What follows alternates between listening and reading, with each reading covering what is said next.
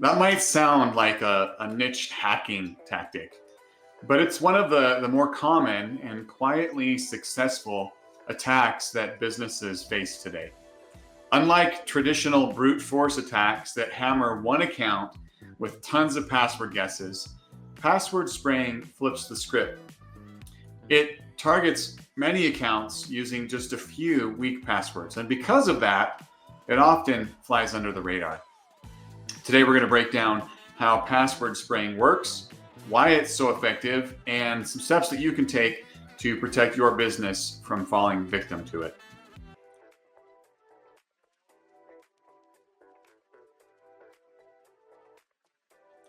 Hello, everyone. I'm Michael Kanet. I'm CEO and founder of iTernal Networks. And here at iTernal Networks, we believe in empowering individuals and businesses with the knowledge that they need to succeed and to stay safe.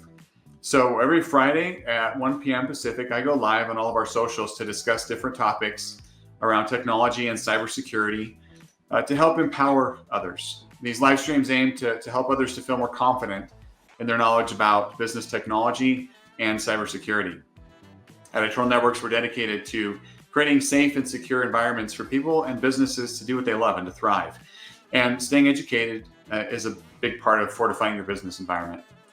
At the end of the live stream, I'll be answering questions from the audience. So if you have any questions at any point, just throw them in the comments there, and we'll make sure to cover those at the end. All right, let's get on to our topic. And let's start off with talking about what password spraying actually is. Well, password spraying it's a cyber attack that targets a lot of different accounts at once, but instead of using hundreds or thousands of password guesses like a brute force attack, it sticks to just a few, maybe even just one. They usually start with a password that's commonly used. Think about passwords like this: password 123, welcome 1 with the number 1, or something like summer 2025 exclamation point. I've even seen let me in as a password. The idea is simple. If just one person in your organization is using a weak or recycled password, an attacker might be able to get in with that password without triggering any alarms. So here's how it typically works. First, attackers gather a list of valid usernames for your organization. These might come from public directories, previous breaches, or even simple email patterns. They might even be from your website. Then they pick a handful of common passwords and use automation tools to test each password across every username in your organization, one at a time. Because each account is only hit once or twice, security systems often don't catch this. It's common for somebody to mistype their password once, maybe twice before they log in. And so the systems don't always trigger on one failed login. And that's what makes it so dangerous. Now let's talk a little bit about why this method is so effective. It works because it takes advantage of something that's unfortunately all too common: weak human behavior. Many users fall back on simple, predictable passwords. Even if only 1% of your team does this, that might be all an attacker needs to get inside your network. And once they're in, they might be able to escalate privileges, steal sensitive data, or move laterally across systems or accounts without being noticed, since they're logged in as a valid user with a valid password. Compared to traditional brute force attacks or phishing attempts, password spraying is a stealthier, more scalable, and harder to trace attack method. So what can you do about it? Let's go over the most important defenses that you should have in place. First, you need to have strong password policies for your organization. Make sure that your team is using long, complex passwords that include a mix of letters, numbers, and symbols. You can encourage passphrases like coffee mugs dance at 6 a.m. instead of single words. And absolutely ban any reused or common passwords. We don't want any password 123 or let me in passwords in use in your organization. Make sure that's part of your documented policy and that all of your team knows what's in the policy and follows it. And then make sure that your systems are enforcing that same policy.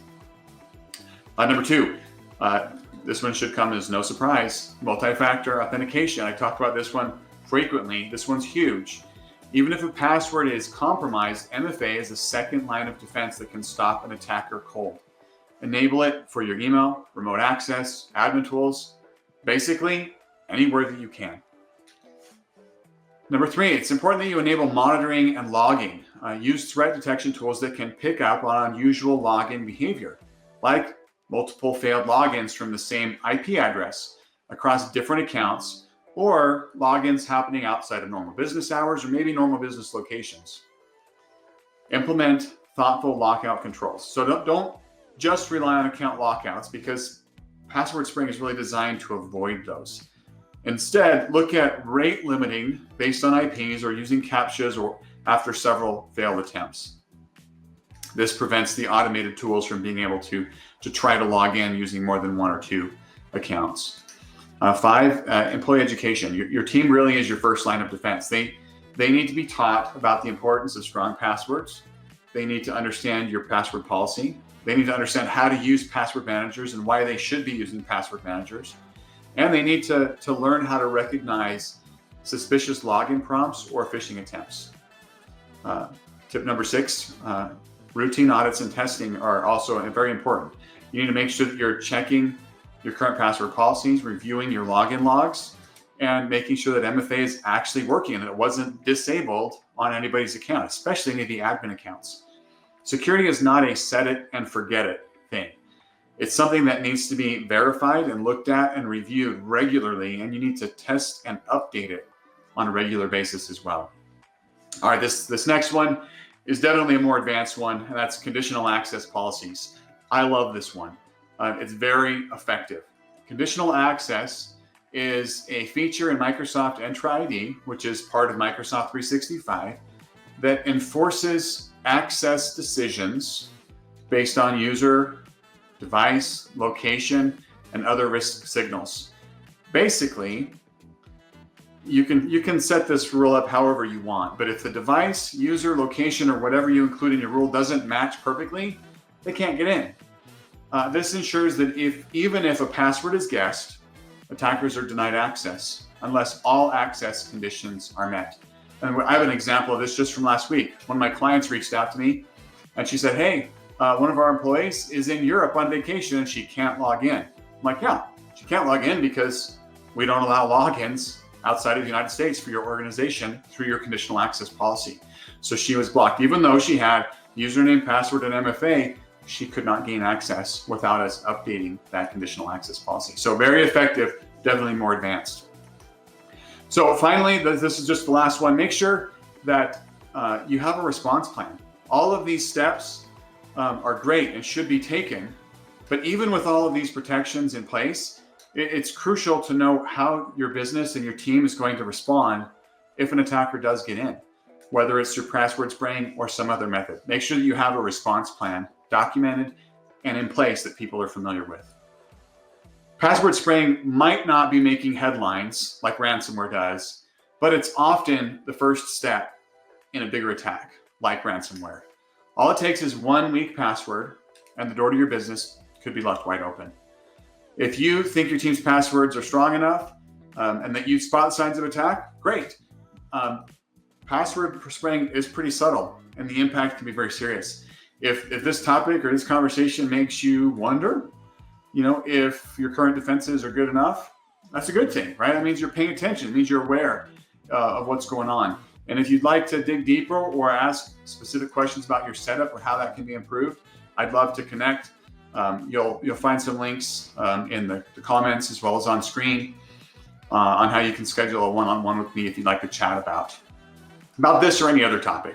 I love talking with others and helping them to better understand technology and security. You'll also have a link to our transcript in the chat in the video description below as well. All right, let's look and see if we have any questions from our audience before I wrap up. I just see a few people watching live online. Thank you. Don't see any questions from our audience. So if you have any questions after the fact, just throw them in the comments. We'll definitely get back to you. Thank you for joining us today, taking time out of your day, whether you're watching this live or after the fact. We really appreciate you.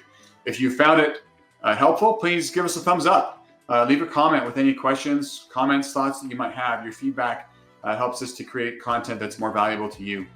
And don't forget to subscribe to our channel. You can hit that bell icon so that you get notification updates when we provide more content.